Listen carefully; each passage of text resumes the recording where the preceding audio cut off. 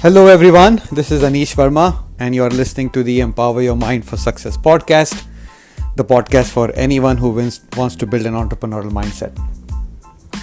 One of my mentors, Darren Hardy, last week announced that, or I should say about a couple of weeks ago, announced that he will be doing a 6-part series on teaching us how to live beyond 100 years of age.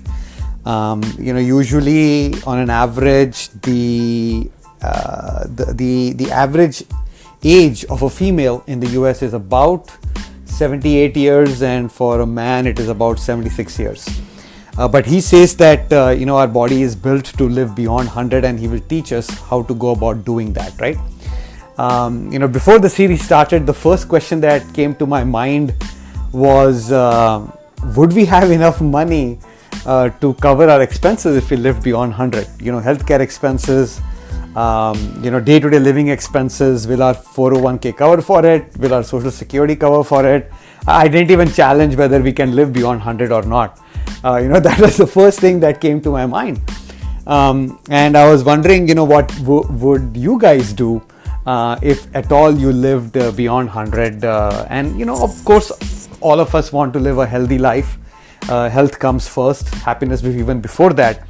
But what would happen if we lived beyond 100? Something to think about, right? He covered 6 topics that I think you would be interested to hear as well. The first thing that he covered was, and by the way, this is based on extensive research conducted by Darren himself on the topic, but also research conducted by other universities. During the series, I stumbled upon an article where the article said that the Stanford University conducted research and confirmed that humans can live beyond 100 on an average.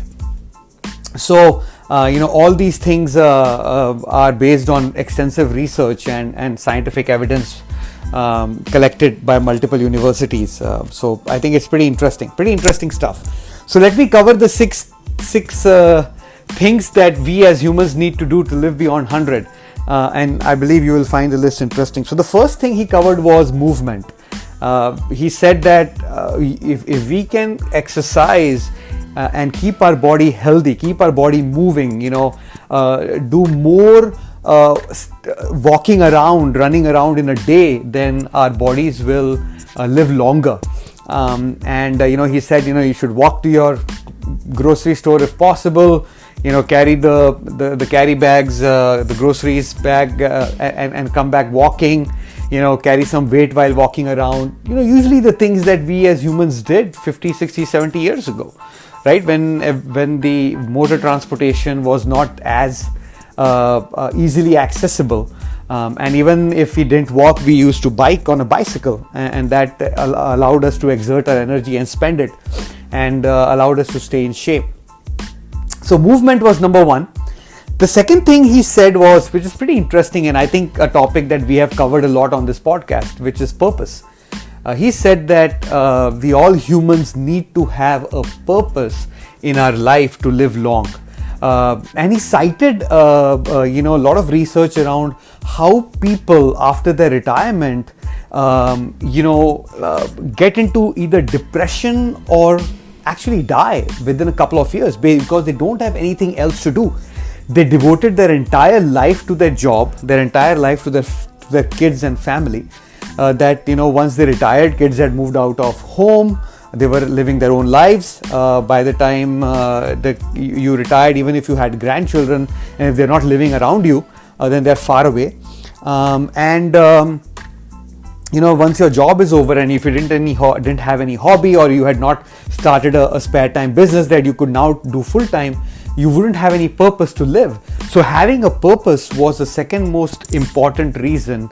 Let me backtrack a little bit. He did not cover these in terms of importance. I believe he said that these are the 6, and he reminded us that he's not covering them in any order of importance. So I'll repeat that. So point number 2 was purpose, and it was very important for all of us to have a purpose so that we could all live a longer life. And in my opinion, when the purpose, if the purpose can't be just you or your immediate family, right? in your late 60s, early 70s, if you're not helping your community or a larger group of people, then I believe the purpose would not be big enough for you to be driven enough to do more, right? The third thing he mentioned was downshifting, which basically means letting go of stress and not stressing our body too much. And we all know, right? Some stress is good for our body, right? When we see danger, when we see a dark alley and we don't want to walk through it, our body gets under stress, and our brain sends signals to our extremities, rushing the blood to those extremities so that we can decide whether we want to be bold enough and walk through the alley and be ready to receive and give some punches if somebody is hiding there, or you run as fast as you can, possibly in the opposite direction, right? So that kind of stress is good, but too much stress, chronic stress, is not good for your health. And we all know, and we have all read studies around how stress leads to depression, how stress leads to cancer and other kind of illnesses that we just don't want to we want to have in our lives.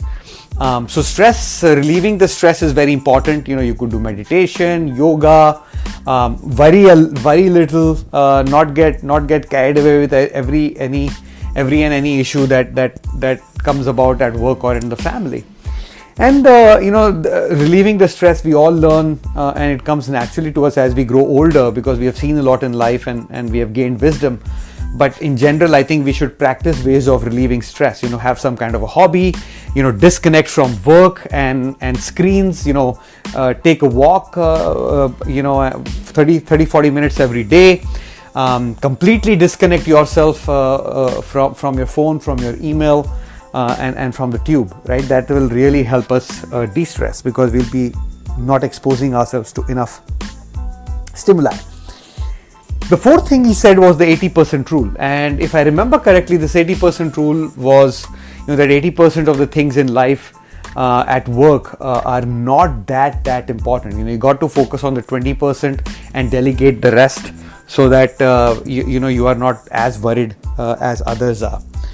The fifth rule was maybe, as he said, maybe a bit controversial, and it's the wine rule, where he said that a lot of studies are now proving that drinking alcohol in moderation is good for health and will help elongate your life. And he stressed a lot, right? If you don't drink today, then don't start drinking. But if you drink a lot, then you got to reduce it to a glass a day, and that is fine. That is not going to harm you. Some good wine will help you improve, elongate your life, right? It may also help with quality aging. Even exercise is connected to quality aging of your body, right? So that will also help. And again, the wine rule is definitely in moderation, and not more than a glass a day or two, and you should be good. And the last one was also pretty interesting. He spoke about connection to the community, connection to the family, and he spoke about how the Asian families, they have a much more larger family unit per family size, right? Because the parents live with them. Sometimes the children live longer with their parents before they move out of the house. Sometimes the siblings are living not too far away from each other. But that has evolved, right? Even in the Asian countries, I believe that has evolved now. Families have become more single unit families with not more than 4 to 5 members in the family, and that too after a certain time only the husband and wife remain in the house, as we commonly call them, empty nesters in the US.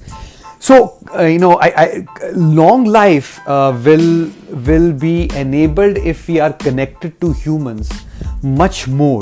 Right? If we have family around, if we have parents around, if we have children and siblings around, that will provide us maybe a more purpose to help out, to stay connected, to share your day-to-day life, share your joys and sorrows, and that will also help you elongate your life. And guys, this elongation is beyond 100. So if you lived 103, 108, you're talking about increasing your lifespan by 30 more years.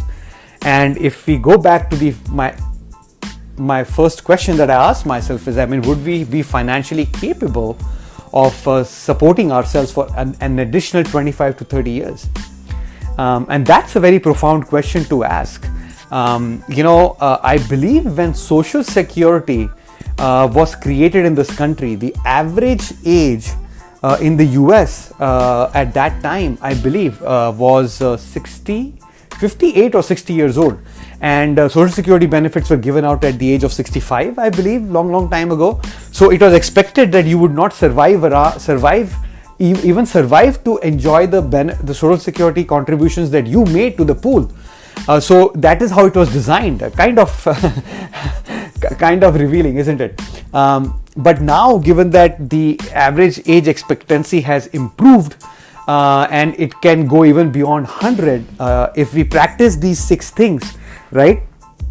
Just to recap, right? It is movement, purpose, living with purpose, reducing your stress by downshifting, the 80% rule, the wine rule, and staying connected with the family and community, right? If you could do this, then we can live long, healthy lives. And even if it is not 100, guys, I mean, even if we add another 10, 20 years to our lifespan, as long as it is healthy, we would be happy. I think the question is, how would we sustain ourselves? And something for everybody, including myself and the listeners, to think about, right? If we do end up living that long, we don't want to be burdened on our children or on the government, and we will have to find a ways to have enough funds for a lot of decades from now on to think about how will we be able to fund our extra years of life that we'll be able to live. So something to think about, something to ponder. I hope this gives you some kind of food for thought to think about adding additional sources of income, ideally the ones that will generate monies automatically after you have put in the work for 3 to 4 years, and they can generate monies year after year after year. You just have to maintain whatever business you have built, as opposed to actively building the business. I hope you enjoyed this podcast. Remember, you have unlimited potential. Own it. Thank you for listening. Until next time, take care.